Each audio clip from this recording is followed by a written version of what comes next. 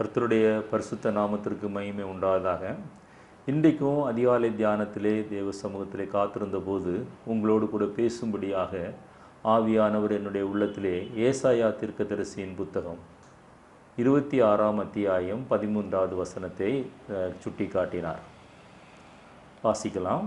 எங்கள் தேவனாகிய கர்த்தாவே, உம்மை அல்லாமல் வேறே ஆண்டவன்மார் எங்களை ஆண்டார்கள். இனி உம்மை மாத்திரம் சார்ந்து உம்முடைய நாமத்தை பிரஸ்தாபப்படுத்துவோம். எங்கள் தேவனாகிய கர்த்தாவே, உம்மை அல்லாமல் வேறே ஆண்டவன்மார் எங்களை ஆண்டார்கள். இனி உம்மை மாத்திரம் சார்ந்து உம்முடைய நாமத்தை பிரஸ்தாபப்படுத்துவோம். என்னை கேட்டுக்கொண்டிருக்கிற அருமையான சகோதரனே, சகோதரியே, இந்த காலை வேளையிலே கர்த்தரை சார்ந்து வாழ்கிற ஒரு அனுபவத்தை குறித்து உங்களோடு கூட தியானிக்கும்படியாக என்னையும் ஆவியானவர் அப்படி என்னுடைய உள்ளத்தில் ஒரு ஆவலை குறித்து இன்றைக்கு உங்களோடு கூட அந்த வசனத்தை தியானிக்கும்படியான ஒரு வாஞ்சியை ஏற்படுத்தினார். ஏசாயா 26:13 உம்முடைய நாமத்தை பிரஸ்தாபப்படுத்துவோம், உம்மை மாத்திரம் சார்ந்து உம்முடைய நாமத்தை பிரஸ்தாபப்படுத்துவோம். அவரை சார்ந்திருக்கிறவர்கள் தான் அவரை பிரஸ்தாபப்படுத்த முடியும் என்பது அந்த வசனம் நமக்கு எடுத்து காட்டுகிறது. இன்று உலகத்தில் உள்ள மனிதர்கள் ஆண்டவருடைய பாடு மரணங்களை தியானிக்கிற இந்த காலத்திலே வழக்கத்தின்படி அதை தியானிப்பதாய் பார்க்க முடிகிறது. 40 நாட்கள் உபவாசம் அல்லது 40 நாட்கள் உபவாச ஜெபம், இப்படி ஒரு குறிப்பிட்ட காலகட்டத்திலே அவர்கள் ஆண்டவரை சார்ந்து வாழுவது போல தங்களுடைய வாழ்க்கையிலே அவர்கள் ஒரு காரியத்தை அபியாசப்படுத்துகிறதை நாம் பார்க்கிறோம். ஆனால் உண்மையாய் கர்த்தரை சார்ந்து வாழ்கிற ஒரு அனுபவம் தான் ஆண்டவரை நம்முடைய வாழ்க்கையிலே நம்முடைய ஜீவியத்தின் மூலமாக நம்முடைய வாயின் வார்த்தையின் மூலமாக பிரஸ்தாபப்படுத்த முடியும். அநேகர் இந்த வேத புத்தகத்தை நாம் தியானிக்கும் போது அநேகர் வித்தியாசமான காரியங்களை அல்லது நபர்களை அவர்கள் சார்ந்து வாழ்ந்தார்கள். நான் சில காரியங்களை உங்களுக்கு இன்றைக்கு சுட்டி காட்ட விரும்புகிறேன். முதலாவதாக எகிப்தை சார்ந்து வாழ்கிற ஒரு அனுபவம். 2 ராஜாக்கள் 18ஆம் அத்தியாயம் 21வது வசனத்திலே சனகரிப்பு ராஜா அசரியாவில் இருந்து இஸ்ரவேலுக்கு எருசலேமுக்கு விரோதமாக படையெடுத்து வரும்போது தன்னுடைய படை தளபதி மூலமாக, ரப்சாக்கே என்கிற படை தளபதி மூலமாக எசேக்கியா ராஜாவினிடத்திலே ஒரு செய்தி அனுப்புகிறார். அந்த செய்தியிலே அவர் சொல்லுகிற காரியத்தை நாம் வாசிக்க போகிறோம். 2 ராஜாக்கள் 18:21 வாசிப்போம்.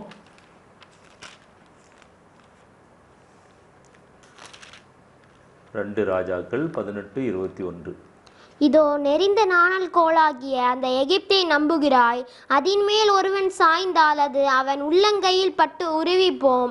எகிப்தின் ராஜாவாகிய பார்வோன் தன்னை நம்புகிற யாவருக்கும் இப்படியே இருப்பான். இது எகிப்து ராஜாவை குறித்தும் எகிப்து தேசத்தை குறித்தும் சனகரிப்பு ராஜா எசேக்கியா ராஜாவுக்கு அனுப்பி செய்தியிலே இப்படி காணப்படுகிறது. நீ எகிப்தின் மேலே நீ சார்ந்து நீ வருவாயானால் அது தன்னில் பட்டு உருவி போகிற அந்த ஒரு செடியினுடைய விதைகள் நம்முடைய சரீரத்திலே படும்போது, நம்முடைய ஆடையிலே படும்போது அந்த முள்ளானது நம்முடைய ஆடையிலே ஒட்டி அந்த முள் உருகி போகும், நெரிஞ்சல் முள் என்று சொல்வார்கள். அதே போல எகிப்து தேசத்தில் உள்ள அந்த காரியங்கள் காணப்படும் என்று அங்கே அந்த வசனத்திலே நாம் வாசிக்கிறோம். இப்படி சார்ந்து வாழ்கிறவர்கள் ஆவிக்குரிய வட்டாரத்திலும் உண்டு. எகிப்து எதை காட்டுகிறது என்றால் உலகத்தை காட்டுகிறது, அல்லது ரட்சிக்கப்படுவதற்கு முன்பாக அவர்களுடைய வாழ்க்கையில் இருந்த அனுபவங்களை காட்டுகிறது, பழக்கங்களை காட்டுகிறது, அவர்களுடைய வாழ்க்கையில் இருந்த ஆசைகளை காட்டுகிறது, அவர்களுடைய திட்டங்களை காட்டுகிறது. ரட்சிக்கப்படுவதற்கு முன்பாக இருந்த சிநேகிதங்களை அது காட்டுகிறது. ரட்சிக்கப்பட்ட பிறகும் அந்த காரியங்களிலிருந்து விடுதலை பெறாமல் இருக்கிற அனுபவம் தான் எகிப்தை சார்ந்து வாழ்கிற அனுபவம். எபேசியருக்கு எழுந்த நிருபம் 4ஆம் அத்தியாயம் 22 24 வசனங்களை வரை நாம் வாசிக்க கேட்போம். அந்தபடி முந்தின நடக்கைக்குரிய மோசம் போக்கும் இச்சைகளாலே கெட்டு போகிற பழைய மனுஷனை நீங்கள் களைந்து போட்டு, பழைய மனுஷனை களைந்து போட வேண்டும். எகிப்தை சார்ந்து வாழ்கிற அனுபவத்திலிருந்து விடுதலை நாம் பெற வேண்டும் என்றால் அந்த மோசம் போக்குகிற இச்சைகள் உள்ள அந்த பழைய மனிதனை நாம் களைந்து போடுகிறவர்களாய் வாழ வேண்டும். வாசிக்கலாம். உங்கள் உள்ளத்திலே புதிதான ஆவி உள்ளவர்களாகி மெய்யான நீதியிலும் பரிசுத்தத்திலும் தேவனுடைய சாயலாக சிருஷ்டிக்கப்பட்ட புதிய மனுஷனை தரித்து கொள்ளுங்கள். இந்த பாடு மரணங்களை தியானிக்கிற இந்த நாட்கள் ஏதோ 40 நாட்கள் உபவாச ஜெபத்திற்கு போகிறதல்ல.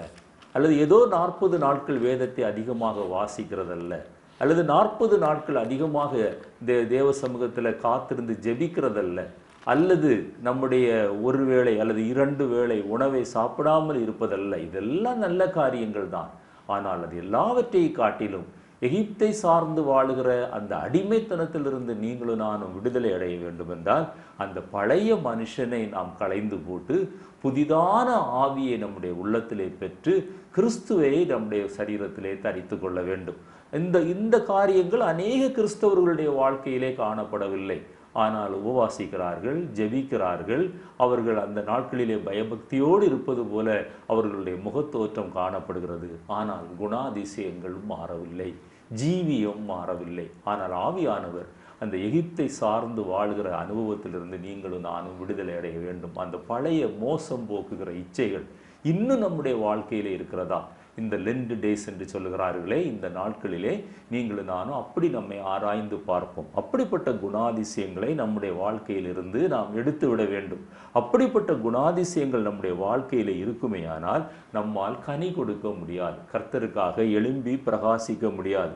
ரோமர்கள் இந்த நிருபம் 12ஆம் அத்தியாயம் முதல் 2 வசனங்களிலும் இந்த கருத்து மிக அழகாக சொல்லப்பட்டுகிறது. மனம் புதிதாகுதுனாலே நீங்கள் மறுரூபமாகுங்கள். அந்த 2 வசனத்தை நாம் வாசிக்க கேட்போம். அப்படி இருக்க சகோதரரே, நீங்கள் உங்கள் சரீரங்களை பரிசுத்தமும் தேவனுக்கு பிரியமுமான ஜீவ பலியாக ஒப்பு கொடுக்க வேண்டும் என்று தேவனுடைய இரக்கங்களை முன்னிட்டு உங்களை வேண்டிக் கொள்கிறேன். இதுவே நீங்கள் செய்யத்தக்க புத்தியுள்ள ஆராதனை. நீங்கள் இந்த பிரபஞ்சத்திற்கு ஒத்த வேஷம் தெரியாமல் தேவனுடைய நன்மையும் பிரியமும் பரிபூர்ணமான சித்தம் இன்னதென்று பகுத்தறியத்தக்கதாக உங்கள் மனம் புதிதாக்கியதினாலே மறுரூபமாகும். மனம் புதிதாகிற ஒரு அனுபவம், இப்பிரபஞ்சத்திற்குரிய வேஷம் தரிக்காத அனுபவம். 40 நாட்கள் சில மதத்தை சார்ந்தவர்கள் குடிக்க மாட்டார்கள், புகைப்பிடிக்க மாட்டார்கள், கால்களிலே செருப்பு போட மாட்டார்கள், மலைகளில் ஏறுவார்கள். ஆனால் இறங்கின உடனே அதற்கு முன்பிருந்த அத்தனை கெட்ட பழக்க வழக்கங்களிலும் அவர்கள் ஈடுபடுவார்கள். இதே போல இருந்த 40 நாட்களை கழிப்பது அல்ல எகிப்தின் அடிமைத்தனத்திலிருந்து வருகிற அனுபவம். முற்றிலும் நம்முடைய மனம் புதிதாகிற அனுபவம், புதிதான ஒரு ஆவியை நம்மில் பெற்றுக்கொள்கிற அனுபவம், இயேசு கிறிஸ்துவினுடைய சாயலை நாம் தரித்து கொள்ளுகிற ஒரு அனுபவம். எகிப்தின் அன்றைக்கு இஸ்ரவேல் ஜனங்களை ஆண்டவர் எகிப்தின் அடிமைத்தனத்திலிருந்து வெளியிலே கொண்டு வந்தார். சரீர பிரகாரமாக அவர்கள் எகிப்தின் அடிமைத்தனத்திலிருந்து வந்தார்களே தவிர அவர்களுடைய இருதயம் எகிப்திலே தான் இருந்தது. யாத்திராகமம் 16:3-4 வாசிக்கும் போது அவர்கள் சொல்கிறார்கள், எகிப்தில் நாங்கள் பாத்திரங்களில் இறைச்சியை வைத்து நாங்கள் சாப்பிட்டோம், அங்கு இருந்தால் அது நன்றாக இருந்திருக்கும். பாருங்கள், இத்தனை அற்புதங்களை செய்த பிறகு, இத்தனை அடையாளங்களை நடப்பித்த பிறகும், செங்கடலை 2ஆய் பிளந்த பிறகும், அடிமைத்தனத்தில் இருந்த அவர்களுடைய கூக்குரலை கேட்டு, அவருடைய சத்தத்தை கேட்டு, அவர்கள் மேலே இரக்கம் கொண்டு மோசையை ஆயத்தப்படுத்தி இஸ்ரவேல் ஜனங்களை அவ்வளவாய் அற்புதமாய் அதிசயமாய் அவருடைய ஓங்கிய புயத்தினால் நடத்தின பிறகும் அவர்களுடைய இருதயம் எகிப்தில் தான் இருந்தது. அவங்க சொன்னாங்க, இறைச்சியை நாங்கள் சாப்பிட்டு ரொம்ப நாளாச்சு. ஆண்டவர் பரலோகத்திலிருந்து மன்னாவை கொடுத்தார். யாத்திராகமம் 16ஆம் அத்தியாயம் 4வது வசனத்தில் வாசிக்கிறோம், அவர் இறைச்சியை கொடுத்தார், மன்னாவை கொடுத்தார். ஆனாலும் அந்த ஜனங்கள் சொன்னாங்க, எண்ணாகமத்தில் திரும்பவும் சொல்கிறாங்க, நாங்கள் அங்கே மச்சத்தை சாப்பிட்டோம், அங்கே வெள்ளை பூண்டை சாப்பிட்டோம், வெங்காயத்தை சாப்பிட்டோம், வெள்ளரிக்காயை சாப்பிட்டோம், கொம்மட்டிக்காயை சாப்பிட்டோம், ஆனால் இந்த வனாந்தரத்தில் எங்களுக்கு ஒன்றுமே இல்லை என்று அந்த எகிப்தின் அனுபவங்களை குறித்தே அவர்கள் மேன்மை பாராட்டினார்கள். அந்த சர்வ வல்லமை உள்ள தேவனுடைய அற்புதங்களை அவர்கள் எண்ணி பார்க்கவில்லை. கசந்த மாறாவை மதுரமாக மாற்றினார், காரிருளை வெளிச்சமாக மாற்றினார். ஒரு தகப்பன் தன் பிள்ளையை சுமப்பது போல வனாந்தரத்தில் சுமந்து கொண்டு வந்தார். எத்தனையோ அடையாளங்கள், எத்தனையோ அற்புதங்கள், அதிசயங்கள், இவைகள் எல்லாம் அவர்களுடைய கண்களை மூடிவிட்டது. காரணம், அந்த எகிப்தை மேல் சார்ந்திருந்த ஒரு அனுபவம். என்னை கேட்டுக்கொண்டிருக்கிற அருமையான சகோதரனே, சகோதரியை, ரட்சிக்கப்பட்டிருக்கலாம், ஞான ஸ்நானம் பெற்றிருக்கலாம், அபிஷேகம் பெற்றிருக்கலாம், பல ஆண்டுகள் சபையில் அங்கத்தினராக இருக்கலாம், ஊழியம் கூட செய்யலாம். ஆனாலும் இன்னும் கடந்த கால வாழ்க்கை, கடந்த காலத்தில் உள்ள பழக்கங்கள், ஆசைகள், இச்சைகள், அங்குள்ள அந்த உறவுகள் இன்னும் நம்முடைய வாழ்க்கையில் ஒட்டி கொண்டிருக்குமே. ஆனால் ஆவியானவர் சொல்லுகிறார், நம்முடைய இருதயம் எகிப்தில் இருக்கிறது, நாம் எகிப்தை சார்ந்து கொண்டிருக்கிறோம். 2வதாக ஒரு சார்ந்து கொள்கிற ஒரு அனுபவம், நியாயாதிபதிகளின் புத்தகம் 16ஆம் அத்தியாயம் 26வது வசனத்தை நாம் வாசிக்கலாம். நியாயாதிபதிகள் 16:26.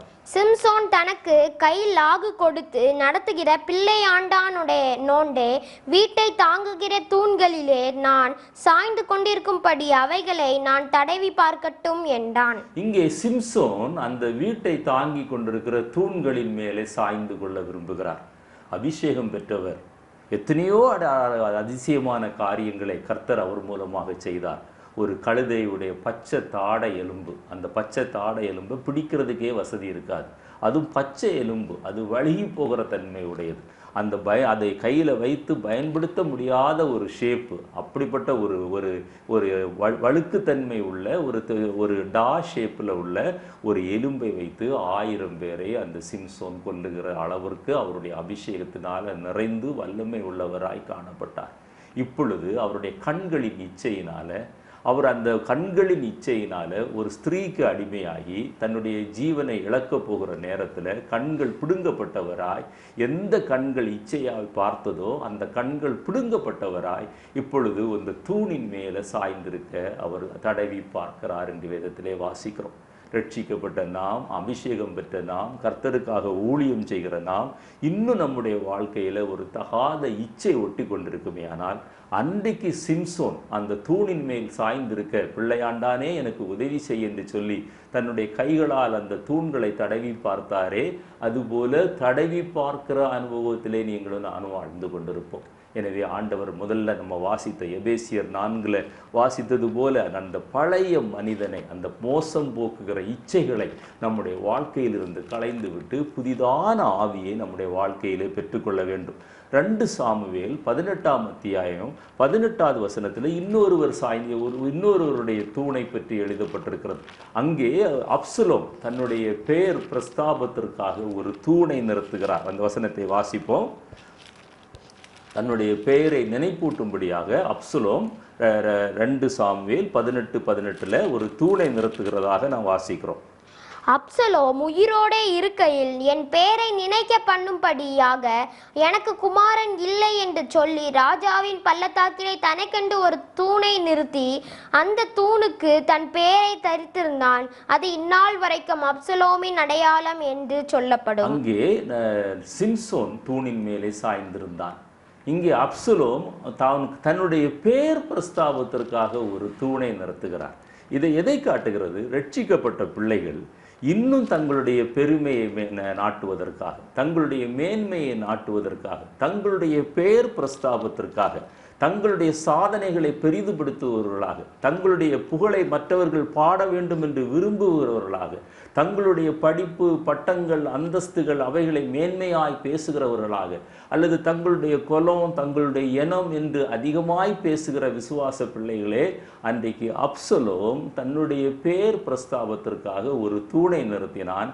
ஆனால் அப்சலோமுடைய வாழ்க்கையினுடைய முடிவு உங்களுக்கு தெரியும்.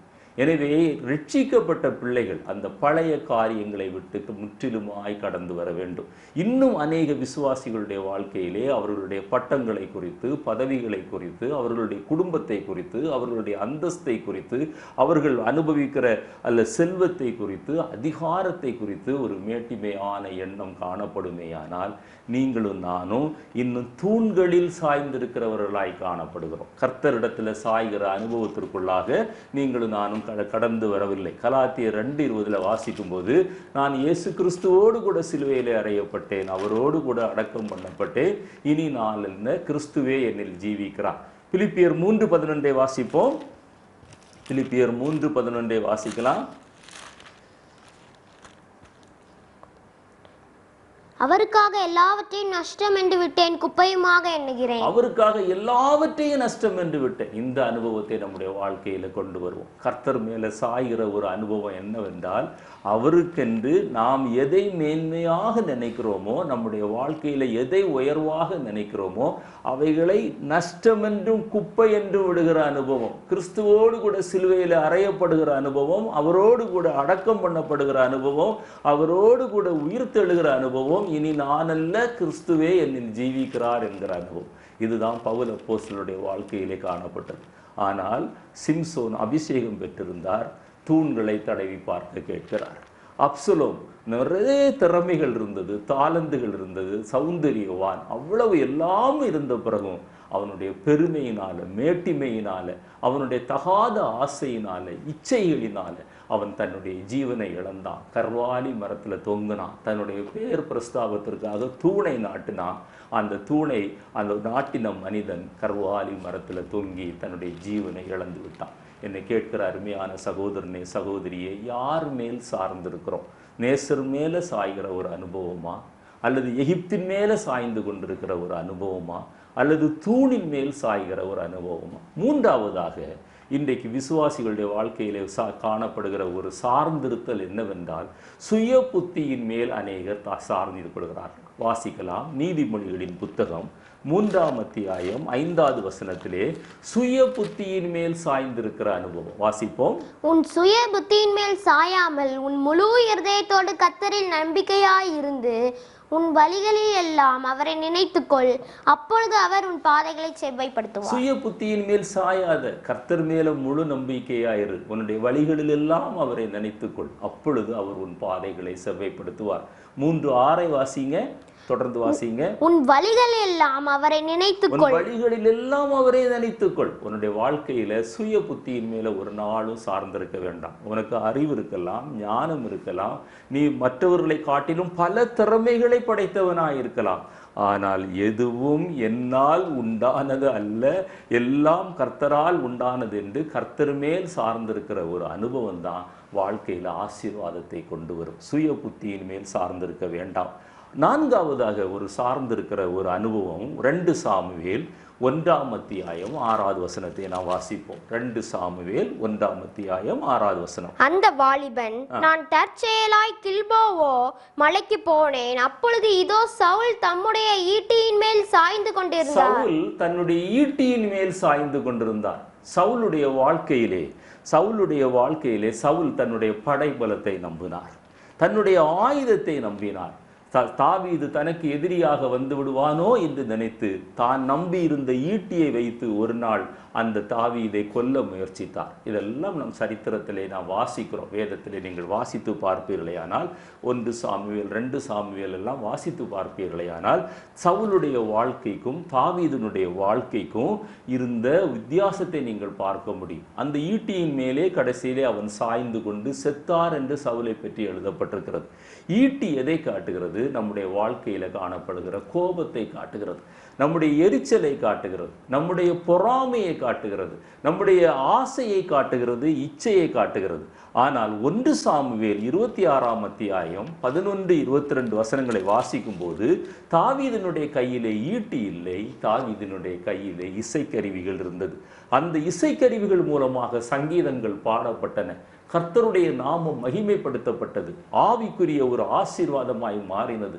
ஆவிக்குரிய போராயுதங்கள் தான் தாவீதினுடைய கரத்தில் இருந்தது.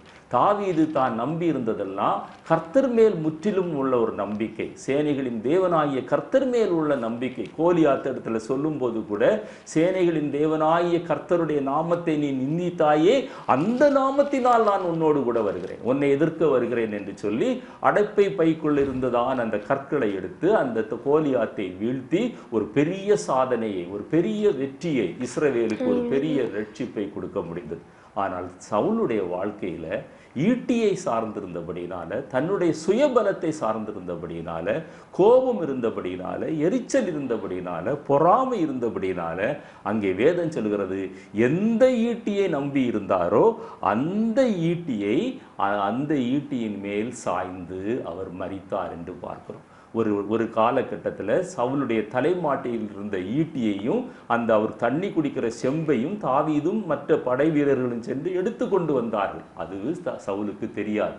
அந்த ஈட்டியாலே அவர் தாவீது சவுலை கொண்டிருக்க முடியும், ஆனால் கொல்லவில்லை, தப்ப விட்டார். ஏனென்றால் தாவீது நம்பினது ஈட்டியை அல்ல, சங்கீதங்கள் வாசிக்கிற கருவியை நம்பினார், ஆவிக்குரிய போராயுதங்களை நம்பினார். என்னை கேட்டுக்கொண்டிருக்கிற அருமையான தம்பி, தங்கச்சி, உன்னுடைய வாழ்க்கையில நீ முன்னேற வேண்டும் என்றால் உன்னுடைய தாளந்துகள், திறமைகள், அதை நான் குறை சொல்லவில்லை, அதை நீ நம்ப வேண்டும். ஆனால் அதை நம்புவதை காட்டிலும் அதிகமாக கர்த்தருடைய அபிஷேகம், கர்த்தருடைய கிருபை, கர்த்தருடைய தயவு, அவருடைய இரக்கம், அவருடைய காருண்யம், இவைகளை நீ நம்புவாயானால் ஆண்டவர் உன்னுடைய வாழ்க்கையிலே பெரிய காரியங்களை செய்ய முடியும். எகிப்தின் மேல் சார்ந்திருக்கிற அனுபவம் வேண்டாம், தூணின் மேல் சாய்ந்திருக்கிற அனுபவம் வேண்டாம், சுய புத்தியிலே சாய்ந்திருக்கிற அனுபவம் வேண்டாம், ஈட்டியின் மேலே சாய்ந்திருக்கிற அனுபவம் வேண்டாம். ஐந்தாவதாக கோலின் மேல் சாய்ந்திருக்கிற ஒரு அனுபவம். எபிரேயருக்கு எழுதின நிருபம் 11ஆம் அத்தியாயம் 21வது வசனம். எபிரேயர் 11:21.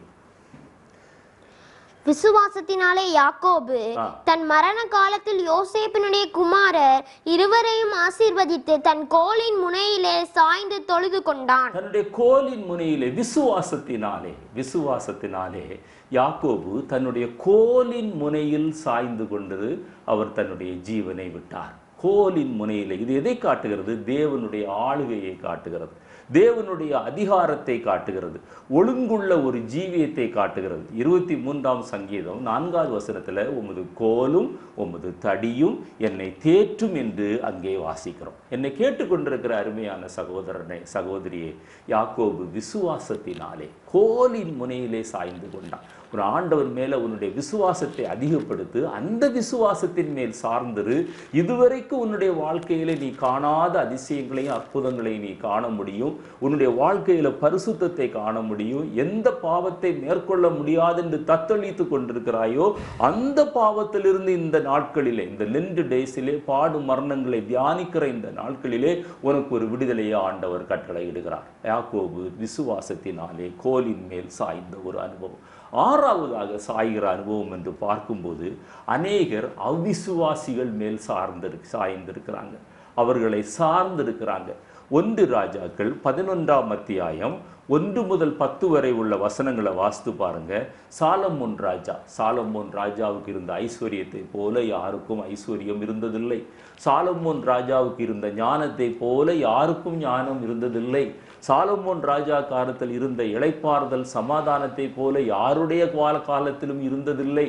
ஆனாலும் சாலமோனை பற்றி வேதம் சொல்லுகிறது, அந்நிய ஸ்திரீகள் மேல் அவன் சாய்ந்தபடியினால, அவனுடைய இருதயத்தை அவர்கள் வலுவ பண்ணினபடியினால விக்கிரக ஆராதனைக்குள்ளாய் கடந்து போய் கர்த்தருக்கு பொல்லாப்பான காரியங்களை செய்து கர்த்தரை விட்டு அவனுடைய இருதயம் திரும்பி அவர் கற்பித்ததை கை கொள்ளாமல் நஷ்டப்பட்ட ஒரு ஜீவியத்தை நாம் வாழ்க்கையிலே பார்க்கிறோம். சாலமோன் ராஜாவுக்கு இருந்த ஞானம், சாலமோன் ராஜாவுக்கு இருந்த ஐஸ்வர்யம், சாலமோன் ராஜாவுக்கு இருந்த வாழ்க்கை, அந்த தேசத்தில் இருந்த சமாதானம், அந்தஸ்து, இவைகள் எல்லாவற்றையும் நாசமாய் போக பண்ணினவங்க அந்நிய ஸ்திரீகள். ஒரு இச்சையினால அந்நிய ஸ்திரீகள் மேலே தன்னுடைய இருதயத்தை சாய்த்தபடியினால, அவர்களை சார்ந்தபடியினால இத்தனை பாடுகளுக்குள்ளாய் கடந்து போனான். ஆண்டவரை விட்டு தூரமாய் விலகி போக முடிந்தது, ஆண்டவருடைய கட்டளைகளை மீற முடிந்தது, அருவருப்புகளை தன் தேசத்திலே வைக்க முடிந்தது, அஸ்தோத்துக்கும் இன்னும் அநேக விக்கிரகங்களுக்கும் மேடைகளை கட்ட முடிந்தது.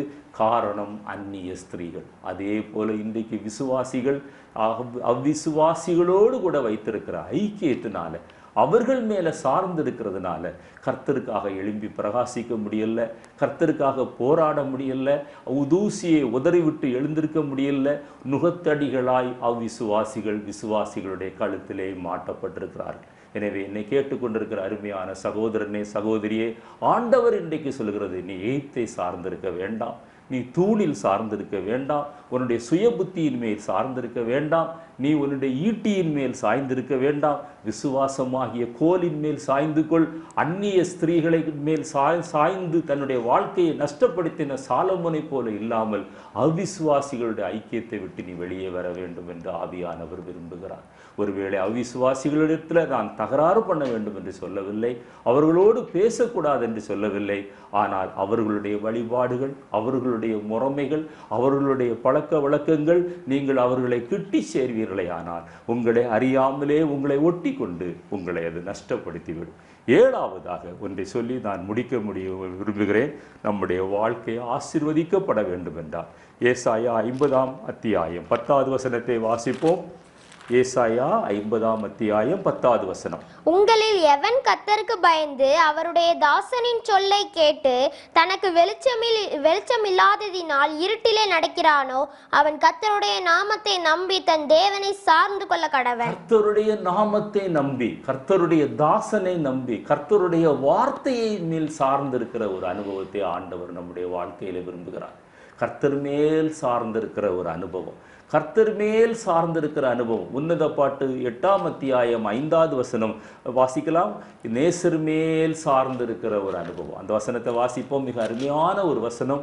உன்னத பாட்டு 8ஆம் அத்தியாயம் 5வது வசனம். தன் நேசர் மேல் சார்ந்து கொண்டு வனாந்திரத்தில் இருந்து வருகிற இவள் யார்? கிச்சிலி மரத்தின் கீழ் உம்மை எழுப்பினேன்.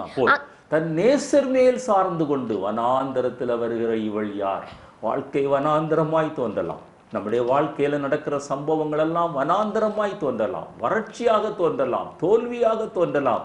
ஆனாலும் நேசர் மேல் சார்ந்திருக்கிற அனுபவம் இருக்குமே. ஆனால் கிச்சிலி மரத்தின் அனுபவத்தை ஆண்டவர் நம்முடைய வாழ்க்கையிலே தருகிறார். சமாதானத்தை தருகிறார், சந்தோஷத்தை தருகிறார்.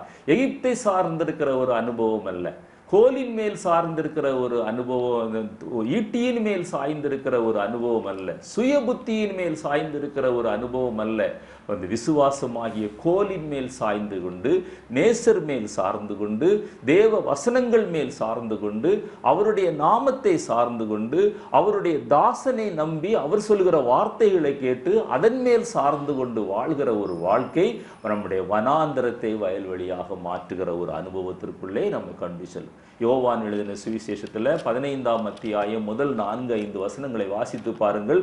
அவரில் நிலைத்திருந்தா நீங்க கனி கொடுக்க முடியும். அவரில் நீங்க நிலைத்திருந்தா, அவரில் நீங்க அவரை சார்ந்திருந்தா தான் நீங்க கனி கொடுக்க முடியும். கனி உள்ள ஒரு வாழ்க்கை வேண்டுமா? அர்த்தமுள்ள ஒரு கிறிஸ்தவ ஜீவி வேண்டுமா? அர்த்தமுள்ள ஒரு லெண்ட் டேஸை நீங்க தியானிக்க வேண்டுமா? கர்த்தர் மேல் முழுவதுமாய் சார்ந்து கொள்ளுங்கள். ஆண்டவருடைய பாடும் மரணங்களை தியானிப்பது நல்லது, உபவாசிப்பது நல்லது, ஜெபிப்பது நல்லது, ஆண்டவருடைய வேதத்தை அதிகமாக இந்த நாட்களிலே வாசிப்பது நல்லது. அது எல்லாவற்றை விட மேலான காரியம், ஆண்டவரிடத்துக்காக என்னுடைய வாழ்க்கையில விட வேண்டிய காரியங்களை நான் விட்டிருக்கிறேனா? ஆண்டவருக்காக நான் சாயக்கூடாத, சார்ந்திருக்க கூடாத பகுதிகள் இன்னும் என்னுடைய வாழ்க்கையில ஒட்டி கொண்டிருக்குமே. ஆனால் இந்த நாளில் நான் அந்த எகிப்தின் அடிமைத்தனத்தை விட்டு, சுய புத்தியை விட்டு, என்னுடைய ஈட்டியை விட்டு, அந்நிய ஸ்திரீகளுடைய மேல உள்ள அந்த சாலமோனுக்கு இருந்த அது போன்ற இச்சையை விட்டு நான் வெளியிலே வந்து விசுவாசமாகி அந்த கோலின் மேல் சாய்கிற ஒரு அனுபவம், கர்த்தராகி இயேசு கிறிஸ்துவின் மேல் சாய்கிற ஒரு அனுபவம், நேசர் மேல சாய்கிற ஒரு அனுபவம் ஆண்டவரே என்னுடைய வாழ்க்கையில நீர் தாரும் என்று சொல்லுங்க. சிம்சோன் மிகுந்த வலிமை உள்ளவன், அபிஷேகத்துல நிறைந்திருந்தான், நிரம்பின அபிஷேகம் இருந்தது. ஆனால் ஒரு இச்சை, ஒரு பாவம் அவனுடைய வாழ்க்கையில அவனுடைய ஜீவியத்தை நஷ்டப்படுத்தி கண்களை இழக்க செய்து தூணின் மேல் சாய்ந்திருக்கிறான். அப்சலோம் மிக அழகானவன், ரொம்ப சௌந்தரியவான், நல்ல பர்சனாலிட்டி. அவனை போல அழகுள்ளவர்கள் அன்றைக்கு சமஸ்த இஸ்ரவேலில் யாருமே இல்லை. கர்வாலி மரத்தில் தொங்குனான். அவனுக்குள்ள இருந்த பெருமை, அவனுக்குள்ள இருந்த மேட்டிமை. சவுலுடைய வாழ்க்கையை யோசித்து பாருங்க. தன்னுடைய ஆயுதங்களை நம்பினான், படைபலத்தை நம்பினான், ஈட்டியின் மேலே சாய்ந்திருந்தான், சுய புத்தியின் மேலே சாய்ந்திருந்தான். ஆனால் கடைசியில் எந்த ஈட்டியின் மேல் சாய்ந்திருந்தானோ அதே ஈட்டியை குத்தி கொண்டு தன்னுடைய ஜீவனை அவன் இழந்து போனான். தாவீதுடைய வாழ்க்கையை பாருங்க. அவன் இசைக்கருவிகள் மேலே சாய்ந்திருந்தான். அந்த இசைக்கருவிகள் மூலமாக ஆண்டவருடைய நாமத்தை மகிமைப்படுத்தினான். எத்தனையோ சங்கீதங்களை தாவீதால பாட முடிந்தது. இன்றைக்கும் நம்முடைய ஆவியை உயிர்ப்பிக்கிற சங்கீதங்கள் அவைகளாக இருக்கிறது. யாக்கோபு விசுவாசத்தினாலே தன்னுடைய கோலின் நுனியில சாய்ந்து தன்னுடைய ஜீவனை விட்டார் என்று வாசிக்கிறோம். விசுவாசத்தில் உறுதியாயிருங்க. கடந்த ஆண்டில் இந்த 2 டேஸில் இருந்த விசுவாசத்தை காட்டிலும் இந்த ஆண்டு உங்களுடைய விசுவாசம் அதிகரித்திருக்கிறதா? கடந்த ஆண்டு உலக ஐக்கியத்தின் மேலே இருந்த இச்சைகளை காட்டிலும், அந்த ஈடுபாடை காட்டிலும் இந்த ஆண்டு குறைந்திருக்கிறதா? அதுதான் ஆண்டவருக்காக நீங்களும் நானும் செய்கிற பாடும் மரணங்களை தியானிக்கிற ஒரு அனுபவம். ஏதோ உபவாச ஜபத்தில் கலந்து கொண்டு வழக்கம் போல போய் வந்து இன்னும் பழையபடி பழைய வாழ்க்கைக்கு கடந்து போகிற ஒரு அனுபவம் அல்ல. நேசர் மேல் வனாந்தரத்தில் சார்ந்து வருகிற இவள் யார்? இவள் யார்? அந்த இவள் என்கிற இடத்துல நம்முடைய பேர் இருக்க வேண்டும். ஆண்டவரை சார்ந்து வாழ்கிறாள். எல்லா சூழ்நிலையிலும் ஆண்டவரை நான் உத்தமமாய் உண்மை பின்பற்றுவேன், வலதுபுறம் இடதுபுறம் சாயாமல். எங்களை பல ஆண்டவன்மார்கள் எங்களை ஆண்டார்கள். அது எகிப்தா இருக்கலாம், அது நம்ம சாய்ந்திருந்த ஒரு தூணா இருக்கலாம், அது ஈட்டியா இருக்கலாம், அது சுய புத்தியா இருக்கலாம், அது அந்நிய ஸ்திரீகளா இருக்கலாம், அவிசுவாசிகளா இருக்கலாம். ஆனால் ஆண்டவர் என்ன சொல்றாருன்னா, அந்த 5 சாய்ந்திருக்கிற அனுபவங்களையும் விட்டு விட்டு விசுவாசம் ஆகிய அந்த கோலின் மேல் சாய்கிற அனுபவம், நேசர் மேல் சார்ந்து வருகிற அனுபவம், இப்படிப்பட்ட அனுபவத்தை ஆண்டவர் இந்த நாளில் ஆண்டவர் நம்முடைய வாழ்க்கையில தரட்டும். இந்த லெண்ட் டேஸ்கள் என்று நம்ம பாடு மரணங்களை தியானிக்கிற இந்த நாட்கள் அர்த்தமுள்ள நாட்களாய் மாறட்டும். வருடத்துக்கு ஒரு தடவை ஆசரிக்கிற ஒரு அனுபவம் அல்ல, என்னுடைய வாழ்க்கையை மாற்றுகிற நாட்கள் இந்த நாட்கள். அப்படி ஒரு தீர்மானத்திற்குள்ளாய் கடந்து வருவோம். கர்த்தரையே சார்ந்து ஜீவிப்போம். பல ஆண்டவன்மார்கள் நம்மை ஆண்டிருக்கலாம், ஆனால் இனி நீர் மாத்திரம் என்னை ஆளுமப்பா என்று அவருடைய கரத்தில் நம்மை தாழ்த்துவோம், வறுமையாக்குவோம். இயேசு கிறிஸ்துவின் வெளியேறப்பட்ட நாமத்தில் ஜெபிக்கிறேன். ஜெபங்கேடும் ஜீவனுள்ள எங்கள் நல்ல பிதாவே, ஆமென்.